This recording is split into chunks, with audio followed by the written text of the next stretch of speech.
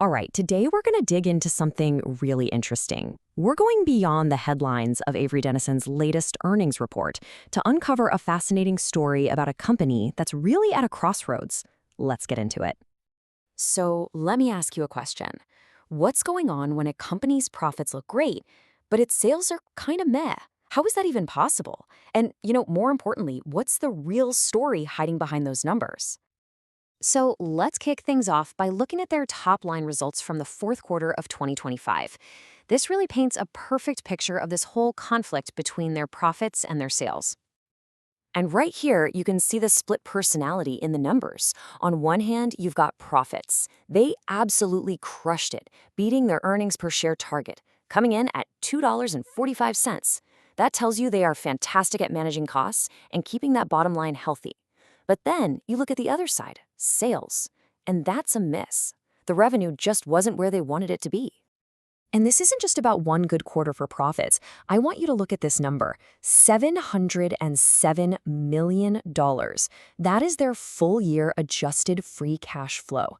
I mean, that is a massive number, and it shows you just how strong this company is financially.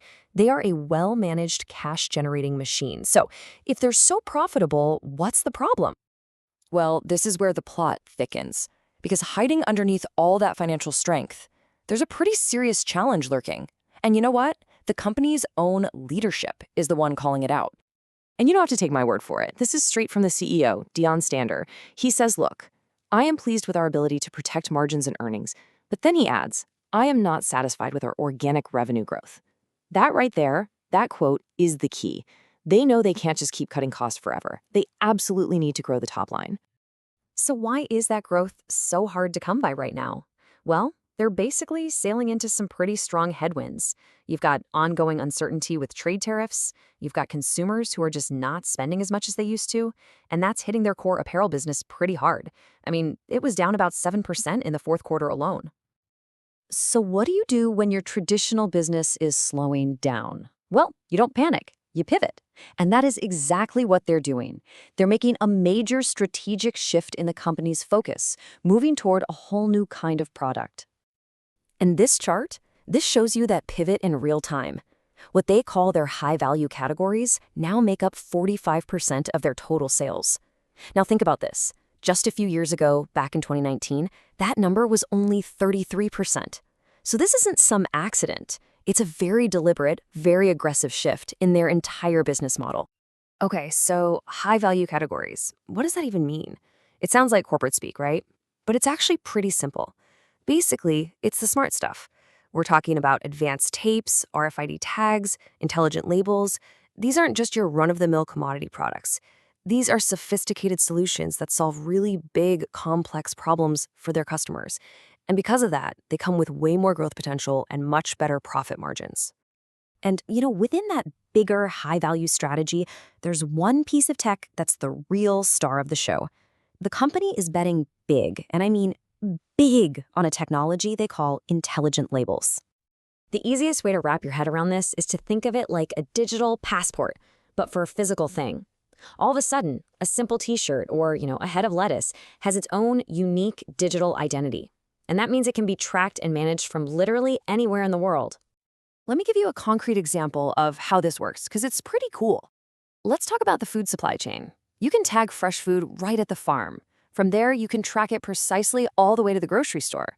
This lets you automate inventory, and this is the big one. It helps drastically reduce food waste because you can track expiration dates perfectly. It's a huge, huge win for efficiency. So that all sounds amazing, right? I mean, who doesn't want less food waste? But is this intelligent labels strategy really the game changer? Is this the thing that's going to solve their big growth problem? The answer is a big, resounding yes. And the proof? A massive fresh grocery rollout with Walmart. Look, this isn't some small pilot program. This is a huge vote of confidence from the largest retailer on the planet. And it basically validates their entire high-value strategy. Okay, so a deal with Walmart, that's huge. But, and this is a big but, even with that incredible deal on the books, the company is still being pretty careful about the road immediately ahead. The big strategic shift is happening, but those short-term challenges, they're still very real. And you can see that caution right here in their official guidance for the next quarter.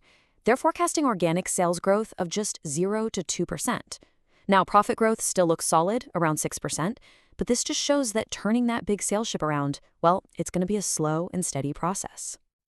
So, when you peel back all the layers, the real story at Avery Dennison isn't just about profits versus sales.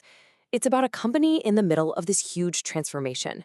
They're moving from just making physical labels to becoming a provider of smart data, right at that intersection of the physical and digital worlds. And that leaves us with one last big question. Is this the future for all manufacturing?